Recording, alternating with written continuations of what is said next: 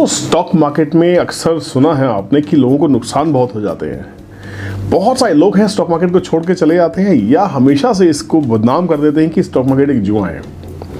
इस वीडियो को बनाने के पीछे जो पर्पस है वो ये है कि क्या वाकई स्टॉक मार्केट जुआ है।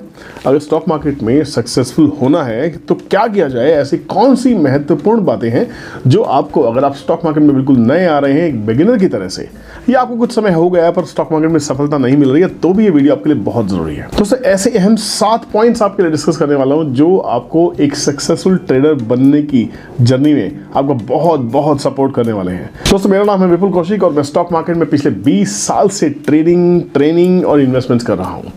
मेरा पूरा करियर स्टॉक मार्केट में है। स्टॉक मार्केट पे ही मैं डिपेंडेंट हूं, स्टॉक मार्केट ही जीता हूं, स्टॉक मार्केट ही खाता हूं, स्टॉक मार्केट ही पीता हूं। पिछले 5 सालों में 5000 से ज्यादा स्टूडेंट्स को पढ़ा चुका हूं। बट ये वीडियो बनाने के पीछे जो पर्पस है वो ये है कि आप प्लीज स्टॉक मार्केट में लॉसेस करना बंद कर दीजिए, इसको बदनाम करना बंद कीजिए। तो वो 7 महत्वपूर्ण बातें जो आपको ध्यान में रखनी चाहिए, जो आपको एक अच्छा ट्रेडर या निवेशक, जी हाँ, ट्रेडर एंड इन्वेस्टर बनने में आपकी मदद करेगा। चलिए वीडियो को शुरू करते हैं। दोस्तों, किसी भी बिजनेस को स्टार्ट करने के लिए सबसे पहले आपको क्या चाहिए? कोई भी आप काम करते हैं, कोई भी काम, सबसे पहले चाहिए आपको उसकी बेसिक नॉलेज। जी हाँ, क्या होती है, कैसे उसको समझा जाए। भाषा को समझने के बाद में आपको ये जानना जरूरी है कि स्टॉक मार्केट है क्या। ये जुए का अड्डा नहीं है गाइस, ये गैम्बलिंग नहीं है। यहाँ पे कंपनीज लिस्ट होती हैं, अपने आप को ग्रो कराने के लिए कैपिटल इकट्ठा करती हैं, आईपीओज लेके आती हैं, आपसे कैपिटल लेके जाती है, पैसा इकट्ठा करती है, फिर अपनी कंपनी में एक्सपेंशन के लिए पैसा लगाती हैं। अगर आप शेयर होल्डर हैं, आपने शेयर्स खरीदे हैं, तो आपको रिटर्न्स में डिविडेंड मिलते हैं, आपके शेयर्स ग्रो करते हैं, आप भी पैसा कमाते हैं, आप भी ग्रो करते हैं। ट्रेडिंग एक तरीका हो सकता है स्टॉक मार्केट में काम करने का, बट ट्रेडिंग के लिए ही स्टॉक मार्केट में आना ये बिल्कुल भी सही नहीं है, ना ही मैं इसकी फेवर में हूं। अगर आप स्टॉक मार्केट में पूरा टाइम देना जानते हैं, आपने अच्छे से स्टडी कर ली है, आपने अच्छे से उसकी नॉलेज ले ली है, चाहे फ्री में लें, चाहे किसी पेड कोर्सेज में जाके लें, चाहे खुद ही की किताबें पढ़े, चाहे गूगल से देखिए, जहां मर्जी से आप ज्ञान लेना चाहे ज्ञान लीजिए। अगर आपने सही से ज्ञान ले लिया है और आपने उसकी टेस्टिंग वगैरह सही से कर ली है, तो आप स्टॉक मार्केट में पैसा लगा सकते हैं। बट आपको शुरुआत एज ए निवेशक करनी चाहिए। ट्रेडर आपको जब बनना चाहिए जब आपको लगे कि हाँ, अब आपने इसको सही से समझ लिया है, आप इसके लिए पूरे तैयार हैं। दूसरे सबसे इंपॉर्टेंट चीज, एडिक्वेट कैपिटल। जी हाँ, इसके ऊपर कोई नहीं खाएगा, मैं आपको बता देता हूं। अगर आपके पास 1000 रुपए है, 500 रुपए है, 10 रुपए है, तो भी आप स्टॉक मार्केट में शुरुआत कर सकते हैं। बट एक बात बताइए, आप 10 रुपए से कोई शेयर खरीद के करेंगे क्या? कितनी रिटर्न आप कमा लेंगे 10 रुपए से? कितना उसको ट्रेड कर लेंगे, कितना उसको चर्न कर लेंगे, कितनी उसमें इन्वेस्टमेंट्स बना लेंगे?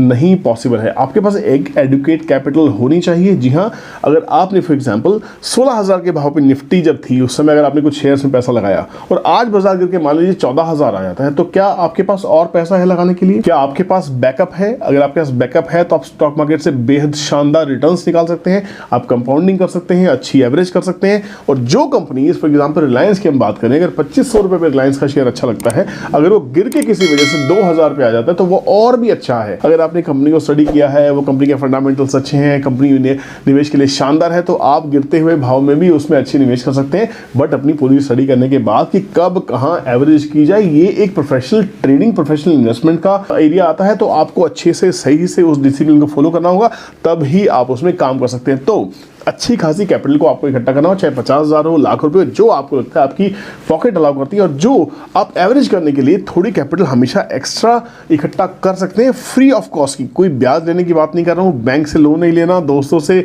पैसा उधार नहीं लेना, अपना पैसा होना चाहिए। फॉर एग्जाम्पल, अगर आप सर्विस करते हैं, आप जॉब करते हैं, बिजनेस करते हैं, तो फॉर एग्जाम्पल आपने 100 रुपीज आपने आज लगाए हैं, तो बैकअप में कम से कम 20-25 रुपए, 50 रुपए, 100 रुपए बैकअप में होने ही चाहिए। अगर वो है आपके पास में, तो आप स्टॉक मार्केट से बेहद शानदार रिटर्न्स निकाल सकते हैं, मैं प्रॉमिस कर सकता हूं। तीसरी सबसे इंपॉर्टेंट बात गाइस, अगर आप शुरुआत के दौर में हैं, अगर आप बिगिनर हैं, आपने अभी भी स्टॉक मार्केट में निवेश करना स्टार्ट किया है, आपने डीमैट ट्रेडिंग अकाउंट खुलवा लिया है, तो प्लीज मेरी आपसे रिक्वेस्ट है, आप you say no to future and options in your initial stages. अगर आप शुरुआत के दौर में ही फ्यूचर ऑप्शंस के ट्रैप में फंस जाएंगे, क्योंकि वो एक हाईली स्किल्ड ट्रेडिंग का जोन आता है गाइस। फ्यूचर ऑप्शंस को ट्रेड करने के लिए अच्छी खासी नॉलेज होनी चाहिए, आपको समझ होनी चाहिए, लेवरेज को यूज करना आना चाहिए, ऑप्शंस को ट्रेड करना आना चाहिए। वो एक टेक्निकल है, मैथमेटिकल है, बहुत हाईली स्किल्ड ट्रेंड लोग ही उसे अच्छे से कर पाते हैं। पर अगर आप शुरुआत में हैं, आपने किसी को सुन लिया है कि एक दोस्त ने फलाने बैंक निफ्टी की ऑप्शंस खरीदी, 2 का 20 हुआ, 2 का 200 हुआ, होता है गाइस, पर 200 का 2 भी होता है, ये भी समझने की कोशिश की,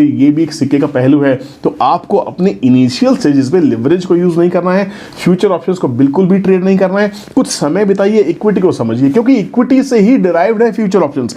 फ्यूचर ऑप्शन से इक्विटी डिराइव नहीं है, but yes, future and options is a derivative, it is derived from the equity. तो the base is, the mother is equity, अगर आप इक्विटी समझते हैं फ्यूचर ऑप्शंस में कमाल कर सकते हैं। तो इसलिए पहले ट्रेंड को समझिए, इक्विटी को समझिए, उसके बाद ही फ्यूचर ऑप्शंस में जंप कीजिएगा। चौथे सबसे इंपॉर्टेंट थिंग, जी हाँ, प्रैक्टिस एंड बैक टेस्टिंग।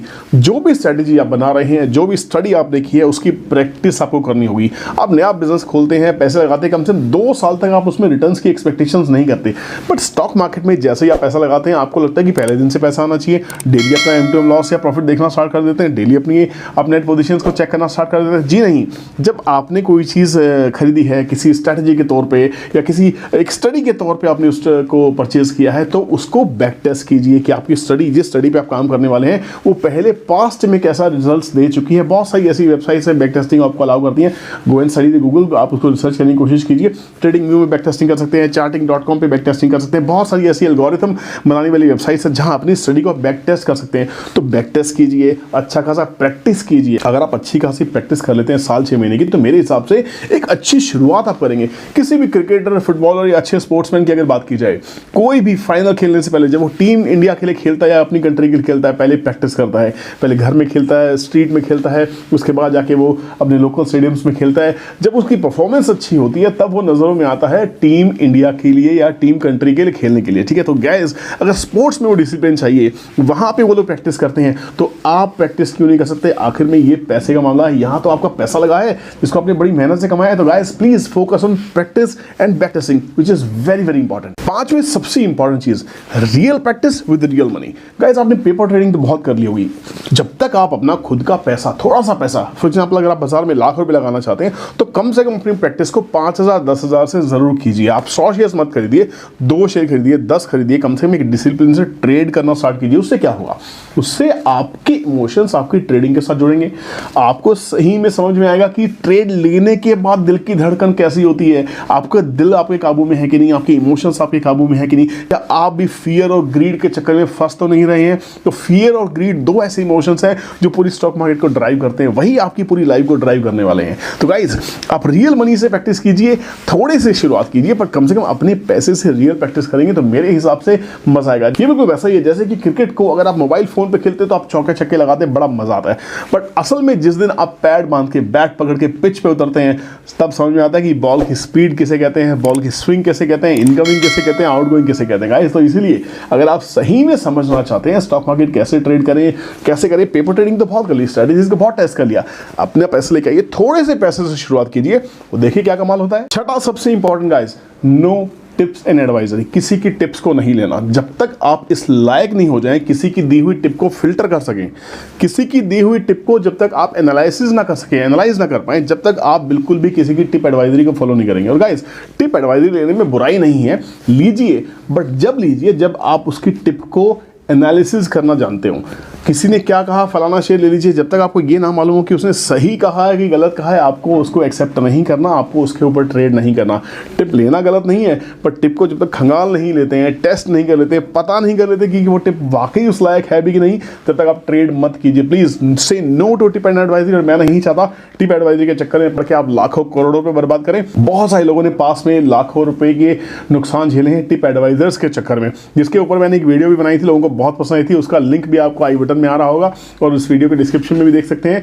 आपको समझ में आ जाएगा टिप एडवाइजर आपको किस तरह से पागल बनाते हैं, तो उनके चक्कर में ना पड़े, खुद की स्टडी पे ध्यान लगाइए। स्टॉक मार्केट बिल्कुल भी बुरी नहीं है। 7वीं वजह, last but not the least, money management. जी हाँ, मनी मैनेजमेंट बहुत ही इंपॉर्टेंट है।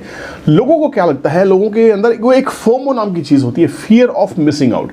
जिस दिन आप उस फियर ऑफ मिसिंग आउट को कंट्रोल कर लेंगे कि लगता है कि मुझे आज ही खरीद लेना चाहिए, नहीं तो मेरे हाथ से ये मौका छूट जाएगा। दोस्तों, बस और स्टॉक मार्केट के मौके कभी नहीं छूटते। जैसे बस स्टेशन पे एक बस आती है, दूसरी चली जाती है, फिर तीसरी की वेट करते हैं, फिर से आती है, कुछ देर के बाद फिर चली जाती है। ऐसे ही स्टॉक मार्केट में कभी भी अपॉर्चुनिटीज आपके हाथ से नहीं जाएंगी, कोई भी शेयर आपके हाथ से नहीं छूटेगा। अगर एक शेयर छूट भी गया तो उस सेक्टर का दूसरा शेयर आपको मिल सकता है, बट बशर्ते आपको पेशेंस दिखाना होगा, आपको वेट करनी होगी, आपको फोमो से बाहर आना होगा। There is no fear of missing out. Guys, please control your FOMO.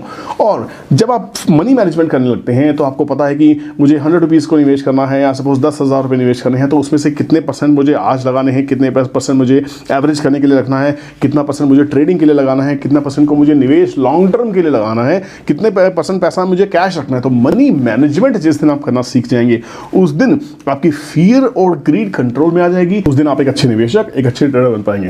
दोस्तों उम्मीद करता हूँ ये जानकारी आपके काम आएगी, आपको स्टॉक मार्केट में एक अच्छा निवेशक और एक ट्रेडर बनने में आपको हेल्प करेगी। और अगर आप चाहते हैं ये जानकारी आप ही की तरह आप ही के दोस्तों में, आपकी फैमिलीज को, आपके फ्रेंड्स को भी ज़रूरत हो, तो प्लीज़ इस वीडियो को शेयर कीजिएगा। वीडियो पसंद आई हो तो लाइक कीजिएगा। चैनल को अगर अभी तक सब्सक्राइब नहीं किया तो सब्सक्राइब कर लीजिए। बेल नोटिफिकेशन को हिट करना ना भूलें ताकि मैं और आप लगातार मिलते रहें और ये रिलेशनशिप ऐसे ही बनी रहे। Thank you so much for watching this video. मिलते हैं किसी नई वीडियो में। जय हिंद।